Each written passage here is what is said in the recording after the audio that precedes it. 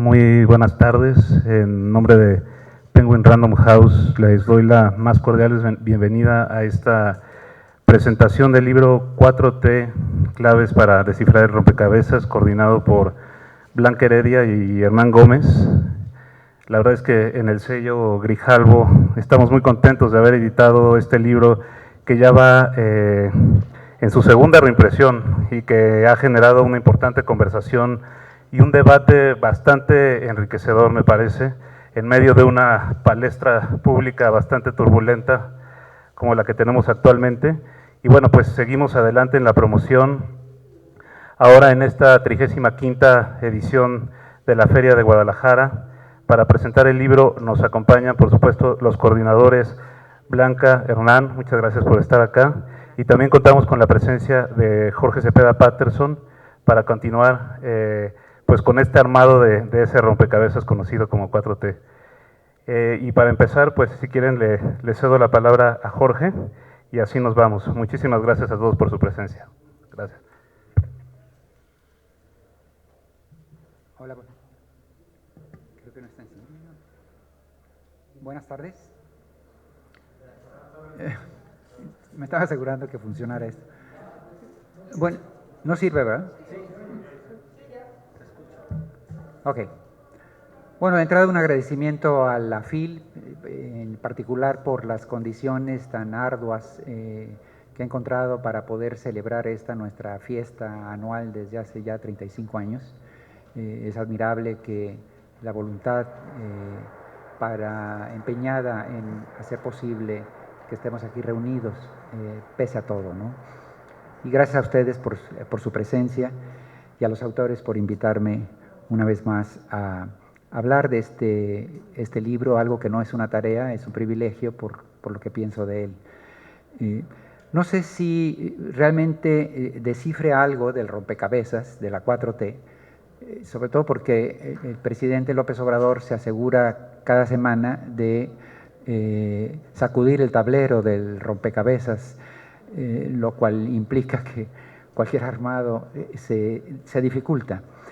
Pero sin duda se trata de un libro que es un esfuerzo honesto y documentado para entender de qué va el proyecto López Obradorista, aquilatando aciertos, desaciertos, algo que me parece muy imprescindible en momentos en que la polarización ha convertido a la conversación pública en una suma de descalificaciones terribles. Los propios editores advierten en este libro que está dirigido a lectores que intentan formarse una opinión documentada más allá de esta profusión de etiquetas que califican a López Obrador de demonio o lo beatifican por el contrario. No es un texto destinado, dicen ellos, a aquellos que ya se han formado un juicio categórico sobre la 4T de una vez y para siempre, sino a aquellos que realmente están interesados en ver más allá de la polarización exhaustiva, qué son los aciertos, qué está funcionando, qué no está funcionando. El grupo de especialistas reunidos en esta compilación intenta dar exactamente eso, una visión acuciosa, sin adjetivos, con información, las acciones y proyectos en el que ha incurrido el sexenio, lo que llevamos de sexenio. Son 17 ensayos que respectivamente abordan lo realizado y lo no realizado en la economía, en la agricultura, en el campo, en la pobreza, la agenda feminista, los cambios jurídicos que ha introducido esta administración, el tema de la inseguridad pública, la corrupción, los derechos humanos, entre otros. Verdaderos exámenes, insisto, más allá de los adjetivos a los que nos hemos acostumbrado en un sentido u otro al abordarse estos temas en el espacio público, en las redes sociales, en ámbitos mediáticos. La virtud principal que tiene este esfuerzo es que ha sido realizado por personas que desean que las banderas que sostiene López Obrador lleguen a buen puerto. sea porque se identifiquen con estas banderas o porque asuman, sin que necesariamente se declaren López Obradoristas, que en las condiciones en que el país se encontraba se requería ya un giro de timón más o menos en la dirección que propone el presidente, aun cuando no siempre o no todos los que participan en este libro coincidan puntualmente con todos los estadios de la bitácora que ha señalado este presidente. En este sentido, yo diría sí que todos parten de una visión empática respecto a muchos de los cambios que han ocurrido en el sexenio, a pesar de que sí señalen aspectos que podrían mejorar o incluso advierten riesgos tendenciales en algunos de estos temas tratados. Más allá de las intenciones originales de los autores, me parece que el libro cumple una tarea aún más urgente y prioritaria. A lo largo de la travesía de las páginas, mientras iba yo leyendo, una y otra vez me interrumpía, me detenía y pensaba, carajo, esto tendría que leerlo el presidente. ¿Por qué? Porque la autocrítica no ha sido una cualidad en la actual administración. Ocupado como está el presidente en la trinchera diaria de parar golpes o de devolverlos, de precisar la información y la desinformación que cada 24 horas surge sobre su administración, López Obrador no se ha permitido un respiro para tomar la distancia mínima y hacer una valoración real del conjunto de la obra, más allá de hacer un esfuerzo todos los días de tratar de validarla, legitimarla. Y como bien sabemos, hablar solo de lo malo que está haciendo un actor político, como hacen sus adversarios, es hacer política, no análisis. Pero también hablar solo de lo bueno que hace el obradorismo para legitimar a su gobierno termina siendo propaganda. Y en el proceso de estas dos visiones acabamos realmente de no enterarnos cabalmente qué está sucediendo. De ahí la importancia de un libro como el que hoy tenemos en la mesa. Y es que en la batalla en la que el obradorismo se encuentra, o por lo menos en su perspectiva, toda revisión, toda crítica es interpretada como si se tratara de una confesión de derrota y que eso equivale a darle municiones al enemigo. Y es parte de ver es el problema de ver la política esencialmente como una batalla entre adversarios. Toda duda que se presente acaba siendo una especie de traición. En ese contexto, ni él ni sus colaboradores se sienten en disposición de incursionar en la necesaria práctica del ensayo y el error que todo gran proyecto requiere. A ratos da la impresión de que los ambiciosos y vastos programas sociales no pueden mirar atrás o automejorarse porque ello exigiría examinar las fallas y documentar los desaciertos, algo que asumen en Palacio Nacional terminaría convertido, insisto, en propaganda en contra de ellos. El problema para el gobierno de López Obrador y las enormes expectativas que ha levantado y lo mucho que los que simpatizamos con sus banderas esperamos, es que ningún proyecto debería condenarse a sí mismo a cercenar la posibilidad de introducir ajustes para hacerse mejor, porque eso requiere la autoevaluación y la capacidad crítica. Para no ir más lejos, tuvo que ser el propio presidente el que hablara de desabasto de las medicinas hace unos días para que por fin su administración intente hacer algo mucho más radical sobre un problema que en verdad existía. Pero hasta un día antes de que él hablara, nadie dentro de sus propias filas podía reconocer el elefante en la sala porque constituía un acto de deslealtad, dado que esto de las medicinas había sido un argumento que si bien surgía de un problema real, también es cierto que había sido utilizado, manipulado, expandido, utilizado pues por sus rivales para perjudicarlo. El problema, insisto, es que esto crea un ambiente similar también en el bando opuesto. Porque uno ya tampoco puede hacer un reconocimiento a algo correcto que hizo la 4T, porque inmediatamente es definido como una declaración política, como si fuese uno palero del gobierno. Entonces, criticarlo es ir en contra de la posibilidad de un cambio favorable a un cambio de timón que beneficie a los pobres. Pero decir que algo está funcionando dentro de la administración equivale a un alineamiento político y por lo tanto tampoco tiene un fundamento real. Este libro, me parece a mí, tiende a salirse de ese esquema, por fin, de atender a ese vacío.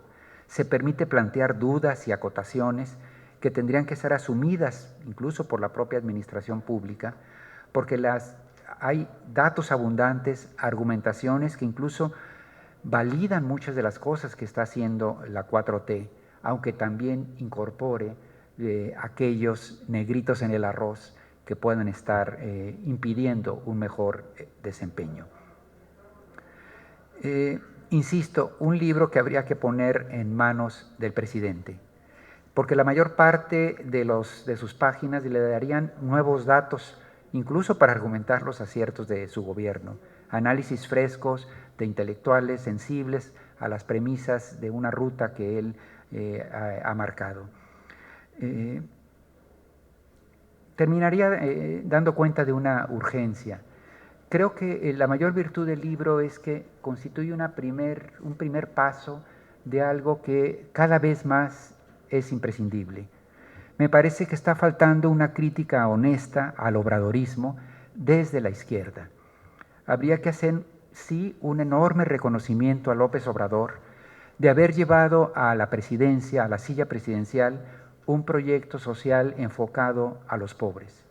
En un país tan desigual, dominado por las élites durante tanto tiempo, es casi un milagro que haya llegado a Palacio Nacional alguien que hable en favor de los desprotegidos. En ese sentido hay mucho que agradecerle al presidente. Que exista, insisto, un hombre que quiere gobernar genuinamente en favor de los desvalidos y hablar en su nombre desde Palacio Nacional es extraordinario para todo aquel que se conciba de izquierda en cualquiera de sus matices. Dicho lo anterior, esto no significa una rendición ciega. Temas como la militarización de la administración pública o el desdén a agendas culturales, de género, de derechos humanos, son preocupantes. El tema es cómo hacerlo sin que ello termine haciendo el caldo gordo al empeño de las élites para desgastar y desbarrancar un proyecto de cambio a favor, insisto, de los desprotegidos. Este libro, me parece, es ese primer paso. Por ello, muchas gracias y felicidades a los autores compiladores.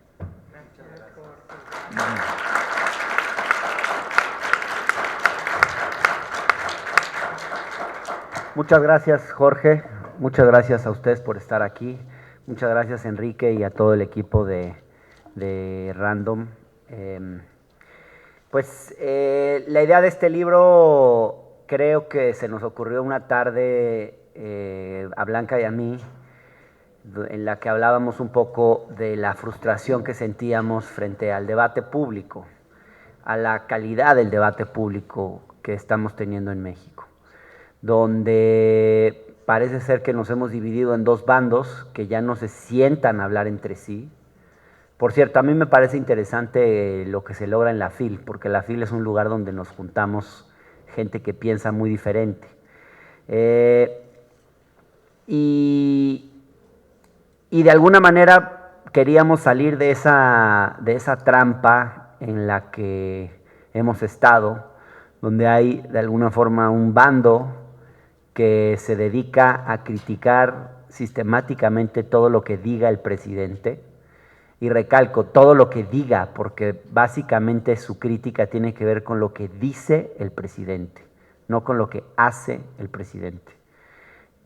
Básicamente es una oposición que se despierta todas las mañanas, una oposición muy perezosa, que se despierta todas las mañanas y se posiciona a partir de alguna declaración que haya dicho el presidente, a veces yo pienso que el presidente lo hace, sus declaraciones son de forma calculada y es como un flautista de Hamelín que sabe a dónde quiere encauzar a la oposición y esa oposición cae redondita.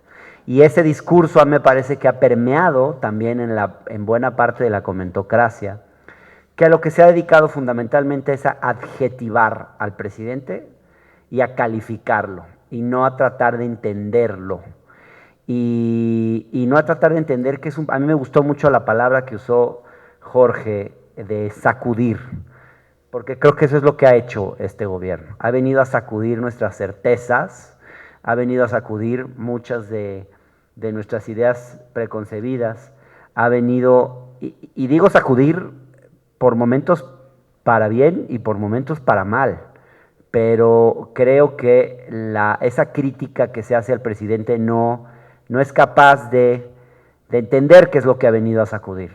Y están muchos de ellos en una defensa muchas veces de un pasado que no tiene nada de defendible y que no han sido capaces, digamos, de hacer una propia autocrítica de lo que teníamos antes, pues.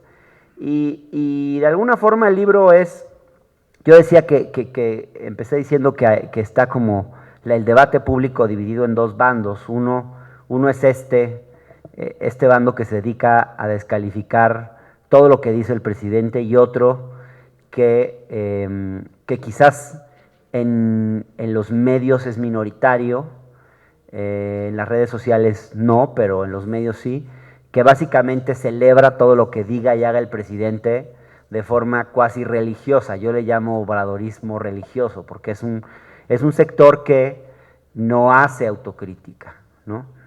Y algunos porque son militantes, y el trabajo del militante pues no necesariamente es la crítica de su propio movimiento, pero sí, digamos, la idea, este libro le quiere hablar a los dos bandos y además tender un puente de alguna forma entre esos dos grupos que no se hablan entre sí. Creo que todos tenemos amigos, conocidos, queridos, con los que hemos dejado de hablar por razones políticas, cosa que a mí siempre se me ha hecho muy triste, porque creo que es muy lamentable que no podamos discrepar sin pelearnos, ¿no? O sea, que podamos discutir acaloradamente, pero eso no significa. Y entonces lo que nos ha ido pasando es que nos hemos encerrado en nuestros círculos de gente que piensa como nosotros. Y yo creo que este libro intenta hablarle a los dos círculos y trata de buscar un puente entre los dos, de alguna manera. O sea, nosotros queremos que nos lean la oposición, a ver si se ponen las pilas y hacen un poco de mejor oposición, a ver si se ponen a analizar las políticas públicas de este gobierno con más seriedad, lo que este gobierno está haciendo, no solamente posicionarse en torno a declaraciones del presidente. Y por otro lado también a la izquierda y al obradorismo, para que sea capaz de desarrollar la crítica, porque la izquierda, realmente no hay izquierda sin pensamiento crítico. Y la izquierda nació de la crítica de la realidad, y una izquierda que no es capaz de autocriticarse, pues en el fondo es una izquierda que se anquilosa, que se vuelve conservadora, y nosotros queremos eso también, incentivar esa crítica. Ahora, esto no significa que queramos situarnos en una especie de medio del debate público y no tomar partido. Yo sí creo que los intelectuales públicos, los académicos, me parece importante, los periodistas, que digan abiertamente cuáles son sus simpatías o sus antipatías. Yo le creo más a un analista cuando me dice tengo esta inclinación política o esta otra posición, que cuando quiere irla de neutral. Yo creo que nosotros no queremos irla de neutrales. Me parece que sí hay hablo por mí, pero yo me posiciono desde la simpatía crítica, y también pienso que hay un gran sector allá afuera que también está ahí, y sin embargo no se encuentra representado. Obviamente en las redes sociales, donde todo es extremo, pues ese sector no se siente representado. Pero allá en la calle sí hay un sector que le gustan cosas que está haciendo este gobierno, que simpatiza con ciertas cosas, pero le preocupan otras. Y eso es la realidad, en realidad. Lo que pasa es que el debate público en los medios y en las redes sociales está secuestrado por extremos. Pero yo creo que sí, y veo muchas caras que están asintiendo, entonces significa que yo creo que hay, y yo creo que acertamos en el sentido de escribir un libro para esas personas que quieren formarse una opinión un poco más sofisticada, fuera de simplismos, fuera de maniqueísmos, porque la política es en escala de grises, no es en blanco y negro. Y de alguna forma eso es lo que hemos tratado de hacer con este libro. Es un libro que tiene 17 ensayos más o menos, 16, 17. Tiene una parte como de textos más generales, como tratando de entender un poco la narrativa del obradorismo. Un prólogo muy bonito que nos hizo el favor de dedicarnos Jorge Cepeda, que le agradezco mucho. Un muy buen texto de Blanca Heredia sobre cómo la 4T ha venido a desmontar un régimen oligárquico, ¿no? A sacudir, ¿no? A sacudir el régimen político que teníamos. Creo que no es claro hacia qué régimen vamos, pero sí creo que empieza a quedar claro muchas cosas que estamos empezando a dejar atrás. Y me acuerdo que Blanca decía algo que creo que tiene mucha razón. Digamos, López Obrador es un presidente que incomoda, ya me estoy anticipando a lo que vas a decir. López Obrador es un presidente que incomoda, es un presidente que hay veces que a nosotros mismos no nos gusta, yo creo, ¿no? Porque no nos habla a nosotros, no le habla a la clase media acomodada, está tratando de hablarle a otro sector al que no le había hablado, no se le había hablado desde las altas esferas del poder. Entonces, claro, pues nosotros no somos la métrica, nosotros no somos el nicho al que le está hablando ni su público objetivo, ¿no?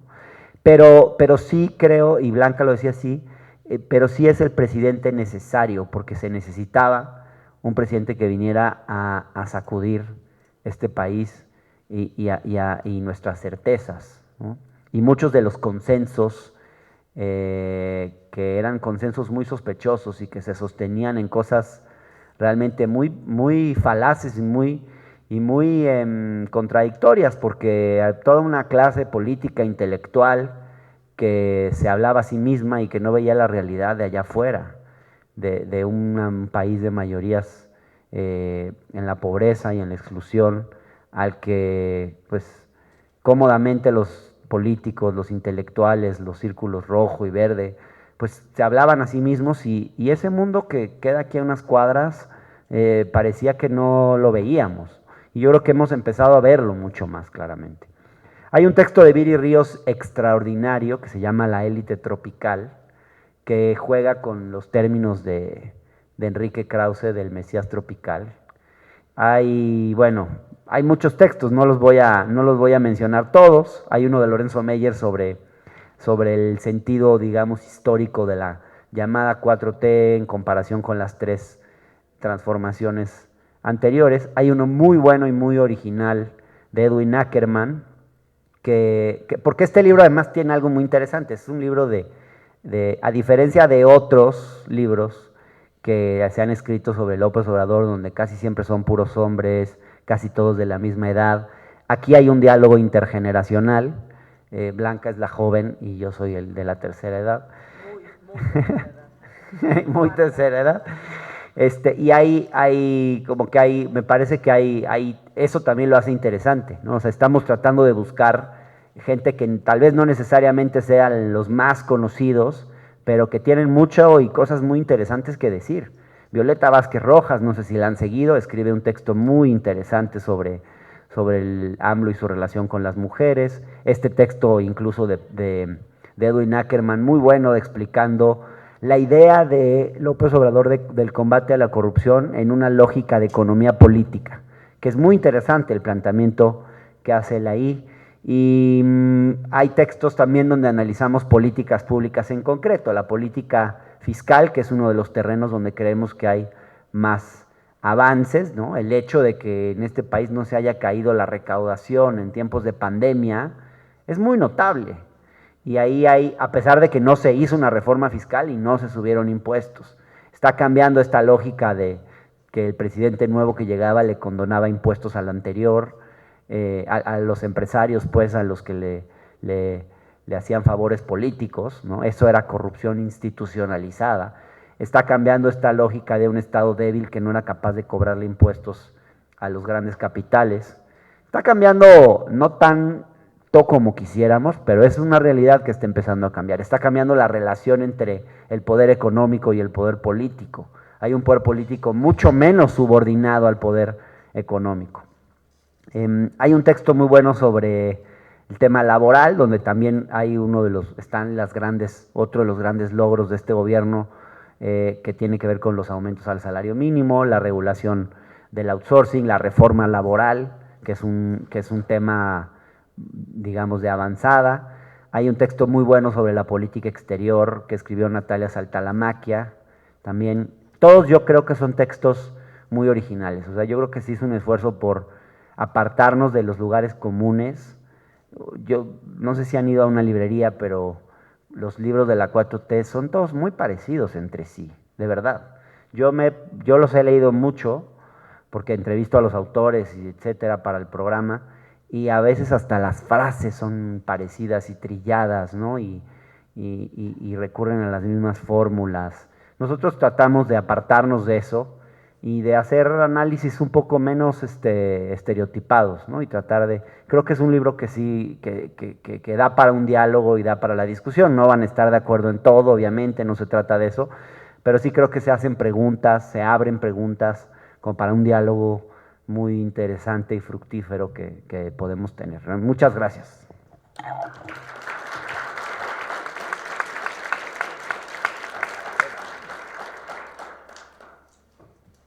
Pues muchísimas gracias por estar aquí. Y muchas gracias a la FIL y muchas gracias a Random Grijalvo por organizar esta presentación. Muchísimas gracias a Jorge por ese prólogo espléndidamente generoso y por estas palabras de hoy. Ha sido fue un viaje armar este libro. Un libro que puede sonar, digamos, lo contrario, modesto, pero sí era un libro como que nos parecía y sentíamos muy fuerte que había que escribir, como que nos pedía ser escrito. Efectivamente, encontramos un vacío en términos de el análisis disponible que nos permitiera dar cuenta de lo que, como Violeta Vázquez Rojas dijo en una de las presentaciones, una de nuestras coautoras, dijo, hay que hacernos cargo de que el presidente López Obrador, te guste o no te guste, pues muy posiblemente, casi seguramente, el presidente, el político más importante que nos va a tocar ver en nuestra vida. Y nada más por eso vale la pena entenderlo. Y en un sentido, este libro es justamente eso. Y entender algo cuando involucra una sacudida tan fuerte implica operar al menos en dos planos. Un recuento que busque ser balanceado, que se aleje, digamos, de esos dos extremos en donde ya está comprometido el resultado del análisis desde antes de iniciarlo. Pero hay otro nivel, y creo que coincido totalmente con Jorge en que esto es apenas un primer paso, pero en ese otro nivel, cuando las cosas se mueven muy fuerte, no solamente necesitas un recuento balanceado, necesitas otro lenguaje. Y en eso claramente el libro es apenas un despunte de un primer paso, pero hay algunos elementos que me parece que ya contiene, que nos hablan de la necesidad de construirnos ese nuevo lenguaje, esos nuevos lentes, que nos permitan ver cosas que sin esos lentes, sin ese lenguaje, como ocurre siempre entre las cosas humanas, pues sencillamente acaba siendo imposible de ver.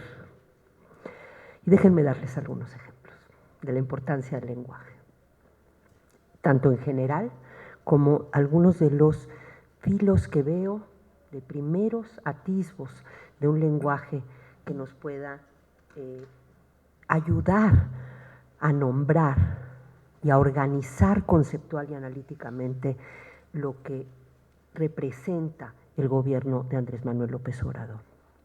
Primero, una metáfora que, digamos, a nivel general, que escuché hace relativamente poco, que me pareció muy interesante, de cómo cuando fue la conquista de estas tierras por parte de los españoles, pues imagínense que ellos sí que no tenían ningún tipo de lenguaje para describir lo que se estaban encontrando aquí. Entonces echaban mano del lenguaje que nombraba lo exótico, lo no europeo. ¿sí? Y entonces descubrían aquí mezquitas o cierto tipo de templos indios, porque eso era a lo que les sonaba como algo exótico, ¿no? Era de lo que disponían. No tenían palabra para pirámides, así pirámides de este tipo de pirámides que se encontraban aquí, o ciudades como la que se encontraron en el Valle de México.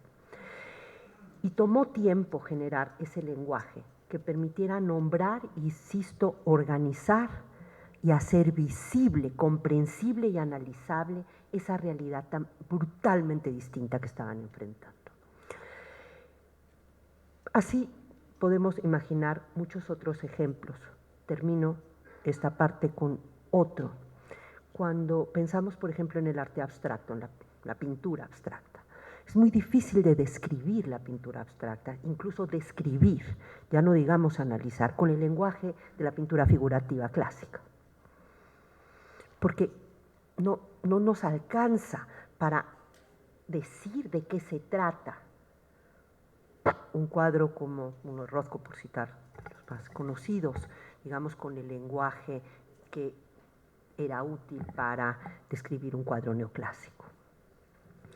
Y algunos de los, digamos, primeros atisbos que veo de este intento en el libro, y que es como ese otro plano que invito, sobre todo, bueno, en general a todos de cualquier edad, pero muy especialmente a los jóvenes, a que trabajen más sobre ese lado, porque me parece que hay mucho trabajo que hacer ahí. Déjenme darles algunos ejemplos. Alguno ya lo mencionó Hernán, pero me gusta mucho el capítulo de Edwin Ackerman, porque sí nos propone unos lentes distintos para ver la corrupción, frente a la idea de la corrupción como una transacción entre dos partes, que básicamente tiene como malo de la película, déjenme ponerlo así, al funcionario público que viola la ley y no solamente es ilegal ese acto, sino que a través de esa transacción se enriquece. Lo que nos propone Edwin es una manera distinta de concebir la corrupción, como una cosa sistémica y que tiene más que ver con la extracción de recursos públicos por parte de los privados, en alianza con los funcionarios públicos, pero ya no es como solitos, siempre dirigidos cuando pensamos corrupción, son los políticos, son los funcionarios públicos. Edwin Ackerman nos invita a poner mucho más en el centro a los privados y este acto como de expropiación sistémica que va más allá de quién ocupa los cargos y que tiene que ver con cómo está montado, casi digamos, todo el régimen de acumulación. Entonces es una manera distinta de ver la corrupción y me parece más útil para hacer el recuento y también para hacer la valoración de qué es lo que ha hecho Andrés Manuel López Obrador en materia de corrupción, porque la otra definición, desde mi punto de vista, no es especialmente útil para este propósito. También en el texto de Viridiana, por ejemplo, de Viridiana Ríos, subyace una tesis y es, pues en muchos los culpables de esto son esas élites tropicales. El Mesías tropical no es sino la respuesta a esas élites que pensándose modernas, muy occidentales y muy ilustradas y civilizadas, en realidad son élites bastante poco presentables. Y en ese sentido son las causantes en mucho de ese fenómeno que abandera López Obrador. Y de hecho, y estoy convencida, Andrés Manuel vehiculiza y lo hace desde mi punto de vista muy bien y hasta el momento con cero violencia, más allá de la violencia verbal, que la prefiero 1000 veces antes que la otra, sublima en muchos sentidos ese conflicto, vehiculiza ese resentimiento desde mi punto de vista legítimo de grandes porciones de la población frente a las élites. En el texto que yo escribí también hay un intento en ese sentido y termino con un último ejemplo, un texto espléndido, Ana Laura Magaloni, que nos acompaña aquí ahora en el salón.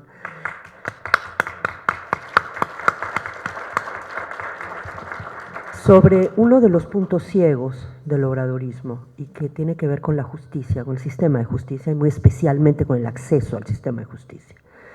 Y entre las muchas cosas valiosísimas de ese texto, otra vez, palabras, conceptos que nos permitan orientarnos frente a esta nueva realidad de mejor manera. Concretamente, una aportación clave que tiene que ver con subrayar la diferencia entre la legitimidad democrática y la legitimidad jurídica. Y cómo hay ahí una tensión muy fuerte, ¿sí?, en el caso del gobierno de Andrés Manuel López Obrador, y no se los dejo así nada más para que ustedes lo puedan leer y valorar, pero pone en el centro esa tensión y cómo, por un lado, habría que afrontarla, pero sí notando sobre todo que hay un vacío, que hay un punto ciego. En el caso de un proyecto que sobre todo uno le llama la atención que sea un gobierno que efectivamente se dice y en muchos sentidos muchos pensamos que en efecto representa a los olvidados, a los no vistos, a los dejados de lado, y más que eso, digamos, a los explotados, expoliados, violentados de mil y una forma, y que es como curioso que esa forma que también los liberaría, y no los haría tan dependientes de un líder, que es el acceso a la justicia, esa parte no está presente. Los invito a que lean el libro, a que lo comenten. Creo que también, como decía Jorge, no sé qué tantas claves, desde luego como respuestas definitivas para resolver el rompecabezas, ¿verdad?, pero sí creo que da algunas pistas que pueden ser interesantes, tanto en lo conceptual como en la forma de hacer el recuento y la valoración de estos primeros 2 años. Nos vamos a pasar, yo creo, muchísimos años tratando de entender. Este es apenas un primer esfuerzo. Muchísimas gracias por estar aquí.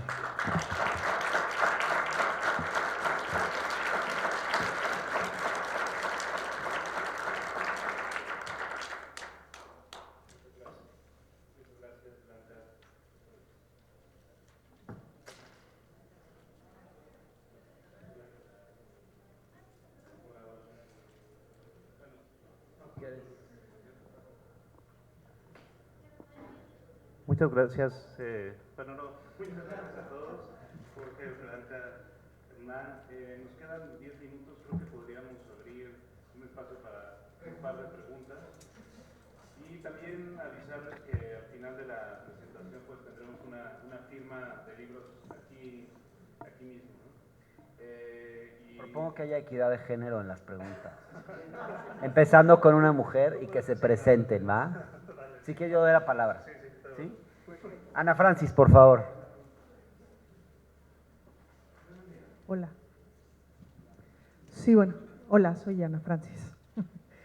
No, mi pregunta es muy sencilla. ¿Para cuándo el 2? ¿Para cuándo el 2? Ah, ok, ahorita hablamos de eso. Va, el 2. Pregunta breve y contundente, y espero ¿Cómo te representarlos. llamas? Jorge Castellanos. Nosotros y ustedes no tenemos acceso al poder. Por más que leamos este tipo de literatura, llega un momento en que cómo podemos, aunque leamos este tipo de literatura, tener una crítica cuando muchas cosas, al no tener acceso al poder, no podemos ser objetivos y nunca lo vamos a tener. A ver, ¿alguna mujer no hay? Para que haya equidad de género, ¿eh? Bueno. A ver, señor, por favor, usted, sí.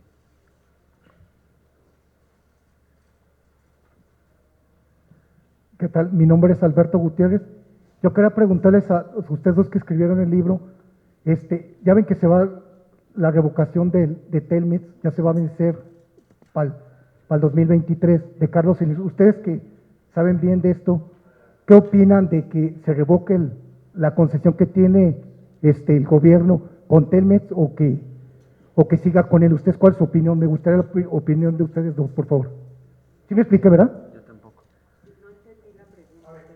¿Qué opinamos sobre que se revoque la concesión a Teléfonos de México? Que en el 2023 ya ven que se vence pues el... Yo no lo había oído nunca. No, sí. Ah, pues estamos desinformados. Es más, hasta Tal salió en vez, Jorge. Proceso, se me hace raro, en la portada de Proceso salió eso. Ah, ok, pues estamos ¿O desinformados. no será escaboso que no quieren opinar ustedes?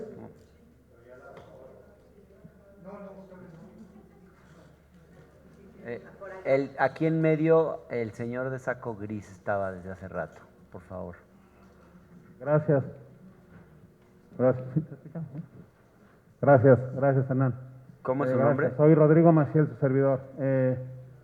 Hay una serie, algo que es un tema desconocido para mí, que es una relación sadomasoquista. Y ahí entendí que hay una palabra como segura, ¿no? Porque al güey que le están pegando, o la mujer que le están pegando, se dice, para, el otro dice, ni madre, ¿no? Entonces hay una palabra que a lo mejor es cereza azul o Volkswagen amarillo, lo que sea, que, allá, entiendo que ahí hay que parar, ¿no? Entonces, yo vengo aquí con mi esposa, con mi hija, y estoy tratando de educar y de hacer exactamente lo que ustedes hacen para mi hijo y mi hija, ¿no? Descifrar la 4T. Ayer, la ganadora del libro, la ganadora del premio Phil, Diamela, dijo una frase hermosa, que dijo que fue educada en la izquierda y que jamás iba a rebasar esos límites éticos, ¿no? Su madre lo educó así. Entonces, en ese sentido, yo crecí, yo me acuerdo perfecto la primera vez que leía a Jorge Cepeda Patterson, ¿sí? Y entonces, a lo mejor fue en 94, 95, en siglo XXI, ¿no? Y entonces, yo he tratado de decirle a esta chiquita, mira, Doña Blanca o Lorenzo Meyer, son gente claramente afín al proyecto de Andrés Manuel, como yo me declaro, ¿sí? Hay otras personas, como Jorge, que la mitad de la gente le dice chairos y la mitad le dice fifís, ¿no? El día que no habla todo mal de López Obrador, le dice de una manera u otra, ¿no? Entonces, hacía la alusión a la serie porque yo le digo, hay algunas personas que son clave y que yo te digo, mira, a mí no me escuches porque a lo mejor a mí me gana el chairismo, ¿no? El López Obradorismo, pero escucha a Jorge. Entonces, yo quiero decirte a ti, Jorge, o pedirte, así como, danos una palabra clave, danos esa palabra, para cuando sea demasiado, ¿sí? Cuando sea demasiado, cuando ya el fin que todos entendemos, empieza a dejar de justificar medios como en la militarización, como pasar encima de ciertas cosas de la Constitución. ¿Y por qué a ti? Pues porque en estas relaciones sadomasoquistas que tenemos los mexicanos, pues tenemos que hacerlas con gente de confianza y hay gente como tú que para mí me inspira toda la confianza, ¿sí? No es que Hernán me la inspira, no es que Blanca, pues no confío ni en Muchas mí gracias. porque me declaro López Obradorista, ¿me explico? Muchas gracias. Entonces, eso es un poco el comentario y como a ver si tienes alguna respuesta. Vale, muchas gracias. Señor, por favor. Y luego, aquí estaban. Dos más, ¿no? Porque les pido, tenemos ya poquito tiempo, entonces les pido así una... espérenme, una mujer allá atrás, perdón. Hola, muchas gracias. Araceli Cortés. Bueno, hablan de justo como el posicionarnos de una manera en la que somos críticos y yo quisiera saber, dentro de esta crítica, cuál sería, por ejemplo, los 3 aciertos que han encontrado en estos 3 años y 3 deudas también que se han hablado de, o que quedan pendientes en lo que queda, pues. Gracias. Ok, perfecto, ahora sí. Felicidades por las exposiciones. Mi nombre es Pablo Pineda. Oigan, pues escuché muchos adjetivos, no escuché ni un solo dato. Como quizás sepan, ya se dio a conocer los resultados de la encuesta nacional de ingreso-gasto de los hogares. La pobreza creció, había 42%, ya hay el 44% de los mexicanos estamos en pobreza. El índice Gini, que mide el nivel de inequidad en este país o en cualquier otro lado, no ha mejorado. Las políticas públicas de gasto social tampoco han revertido la desigualdad que existía. María Amparo Casar documenta que de los 20 nuevos programas de política social, 19 no tienen reglas de operación. En fin, hay infinidad. Pudiera estar hablando de otras tantas cosas. El señor ya comentó el tema de la militarización. Pablo, perdone que sea grosero. Sí. Tenemos tiempo nomás para una pregunta. En sentido crítico y hacer referencia a los datos, lo que realmente vemos en la calle, ¿no? Vale, muchas gracias. Tomamos la última y cerramos entonces, por favor. ¿Cómo te llamas? ¿Oscar? Vale. Adelante, por favor. Bueno, mi pregunta es haciendo un ejercicio de reflexión hacia el futuro. A ustedes, ¿qué les gustaría que viniera o qué creen que venga después de AMLO, ¿no? El pueblo se enoja y viene una reacción de derecha, como en Brasil, una izquierda más autoritaria, alguien que va a seguir los mismos pasos de Andrés Manuel, o alguien desde la izquierda que va a tomar otro camino diferente, pero desde la izquierda. ¿Ustedes cuáles son sus perspectivas con esto que leyeron sobre su libro? Y felicidades por el libro. Muchas gracias, muchas gracias. Jorge, ¿quisieras empezar? Retomando algunas preguntas. Sí, bueno, yo quisiera dejarle el micrófono más bien a los autores. Hoy son sus 15 minutos de fama, ¿no? es el espacio de ellos. Aprovechenlo porque se van a que ni 15 minutos, en efecto. No, yo solo diría que muy complicados buena parte de los temas que se han preguntado como para que se resuelvan en una respuesta de minutos. Yo solo diría que siendo muy consciente de que el país no podía seguir por el rumbo por el que iba caminando porque nos esperaba un abismo, y que en esa medida el triunfo de López Obrador es la respuesta a mucha inconformidad, a mucha desgracia, a mucha miseria en este país. Basta un dato frente a otros: el 56% de la población trabaja en economía informal, y no es solo una estadística, que además venía creciendo a lo largo de los años. Esto significa que la mayor parte de los mexicanos no encuentran en el sistema una respuesta simplemente para ganarse la vida, lo cual da cuenta de la crisis pues, final de una propuesta.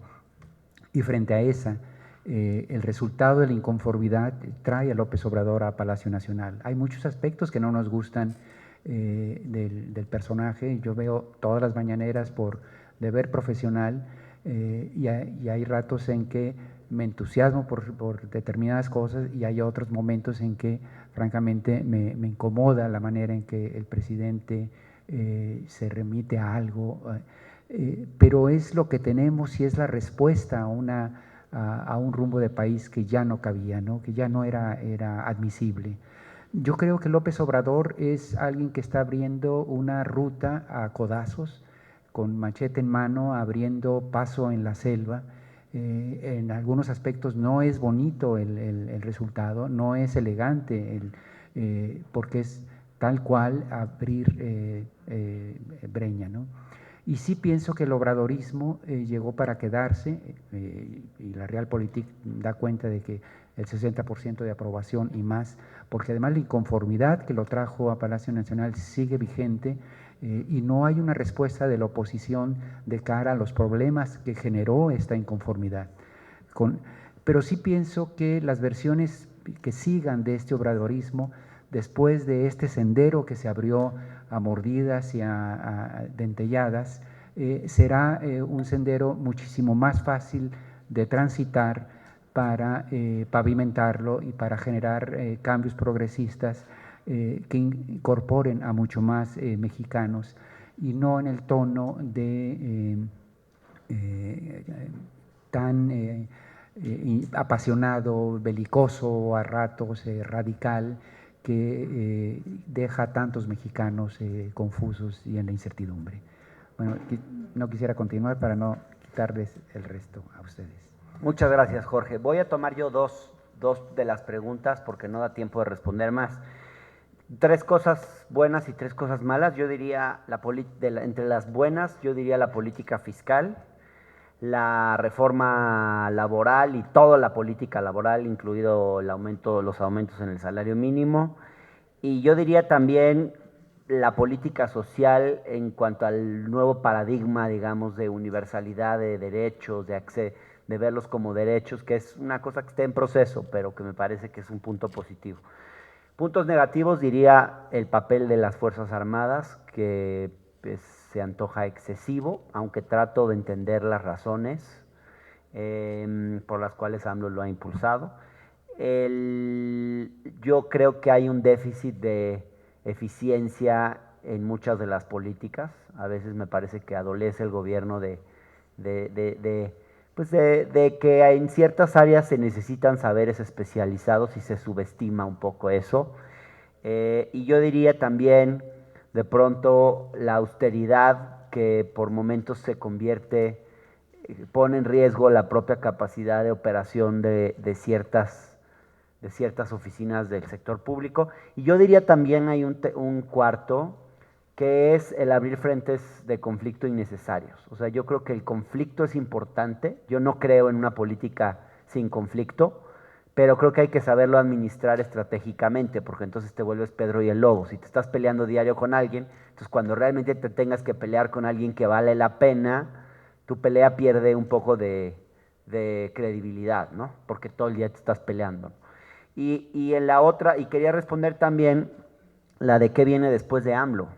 Bueno, a mí me preocupa mucho que gire el péndulo hacia la derecha y que muchas de las cosas que se han ido cultivando con este gobierno, ese mismo, imagínenselo ahora del lado de la derecha, ¿no? O sea, órganos autónomos debilitados, pero con un Bolsonaro en la presidencia, porque no es lo mismo con un presidente en el que le tienes más confianza que instituciones débiles en un escenario así, ¿no?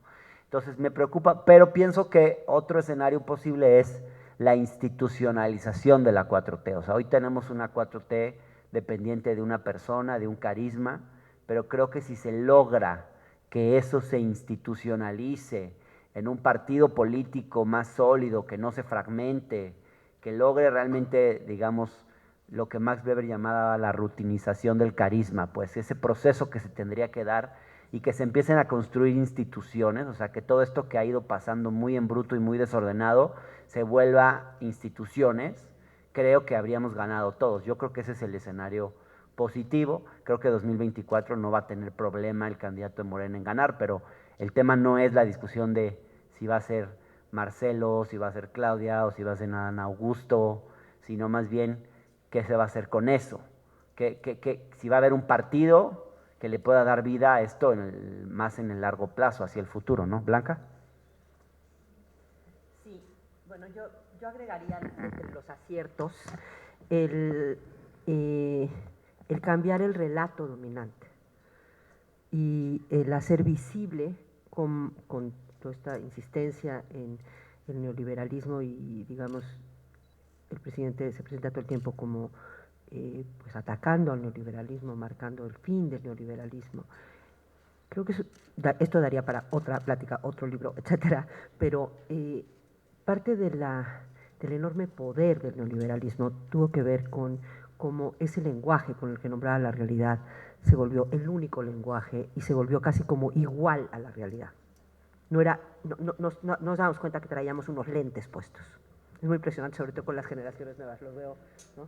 Con los chicos más jóvenes que no les tocó, a diferencia de otros como yo, que sí nos tocó otro lenguaje, formarnos en otro lenguaje para interpretar el mundo, como para ellos la realidad y el lenguaje de la eficiencia, el lenguaje de los costos marginales, en fin, que acabó además popularizándose mucho más allá de la economía, se convirtió en la descripción de la realidad.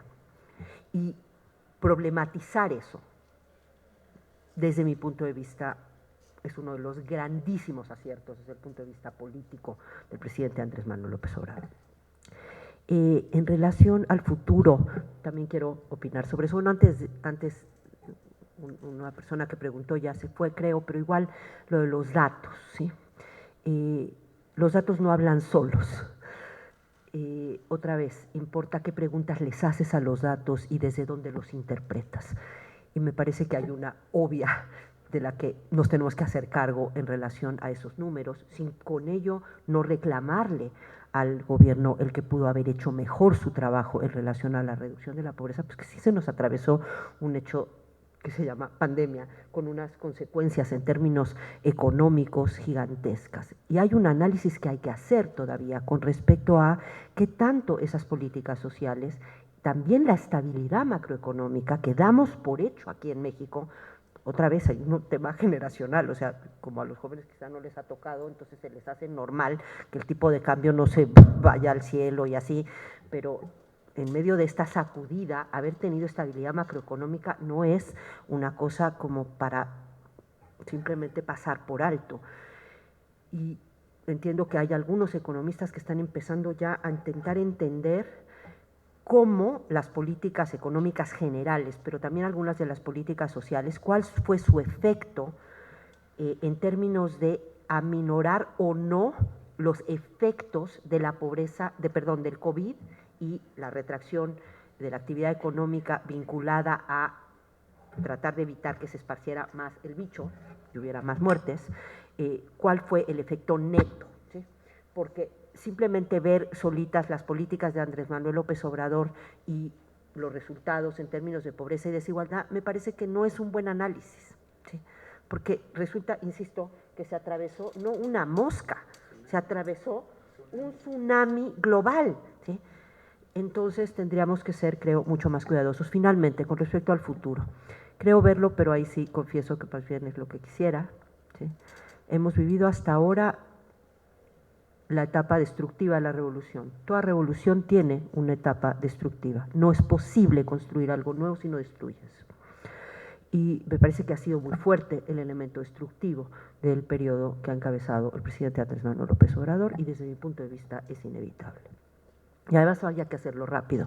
Entonces, sí, estando de acuerdo con muchos, y yo misma habiendo dicho, en vez de machete necesitábamos bisturí, pues sí, pero el bisturí nos iba a tomar 6 años, y entonces pues ya para cuando terminaras de una cosa con lo del bisturí, pues ya, no, ya te tenías que ir, ¿no? Entonces, en fin, hay que, en fin, la etapa destructiva, que quiero reiterar, y esa es una de las cosas que insisto mucho en el capítulo que me tocó, bueno, que yo escribí, que tiene, resumiendo, lo que Andrés Manuel López Obrador está haciendo desde mi punto de vista es hacer una transformación lo más de fondo posible sin que se caiga el edificio.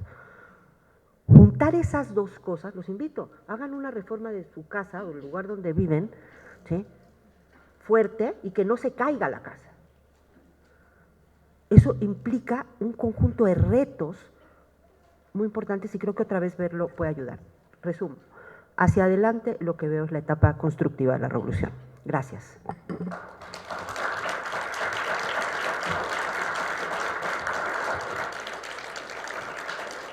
Muchas gracias a todas y todos. Buenas noches.